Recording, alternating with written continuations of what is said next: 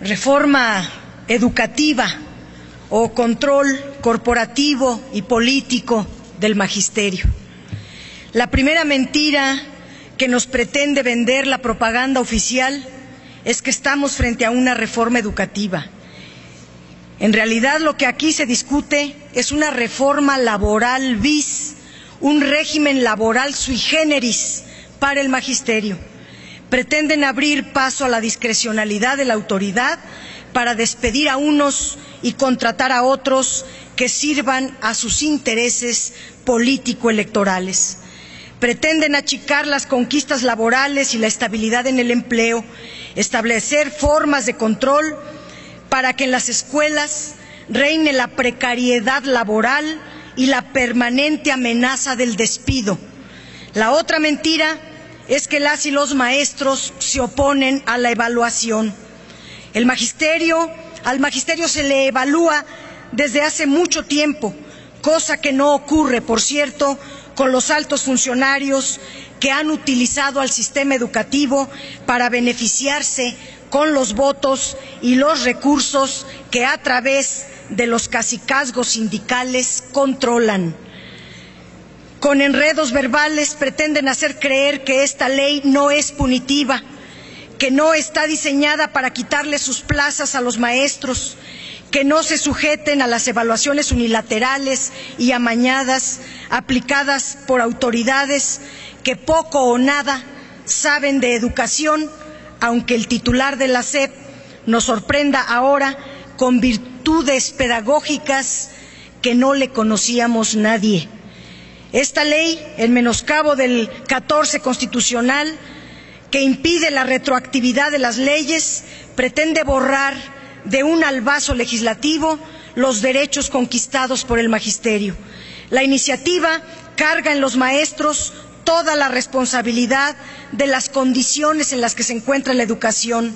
Rimbombantes reformas enmascaradas de supuestas intenciones educativas fueron y vinieron, gobierno tras gobierno, pero el sistema educativo se fue degradando cada vez más en detrimento de varias generaciones, así como de los legítimos anhelos profesionales y vocacionales del magisterio.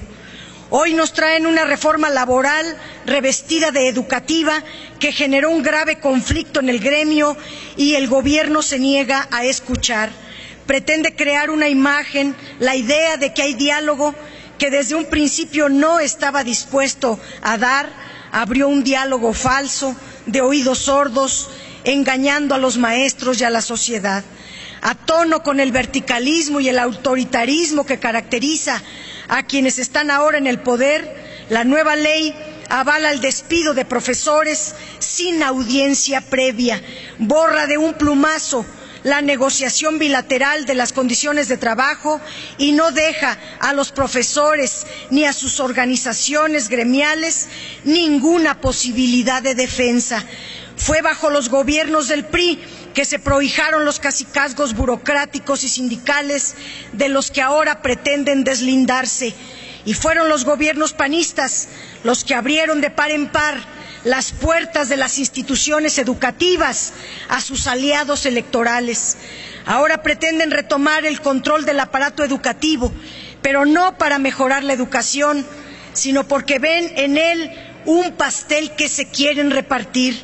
Nadie niega que el sistema educativo tenga gravísimos problemas, pero habría que preguntar si anulando los derechos laborales de los maestros, si precarizando la profesión docente, es como van a resolverse.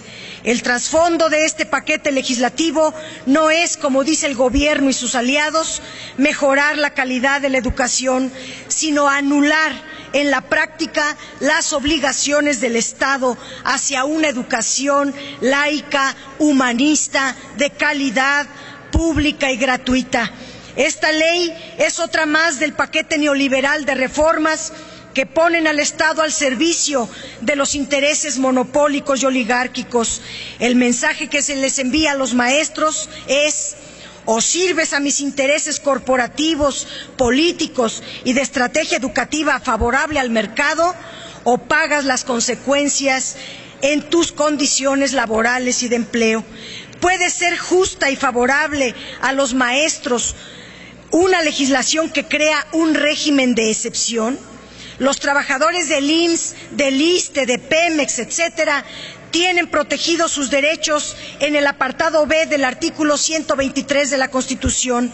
¿Por qué tratar distinto, con leyes punitivas, a los trabajadores de la educación si sus tareas son tan importantes como la salud o la producción de petróleo?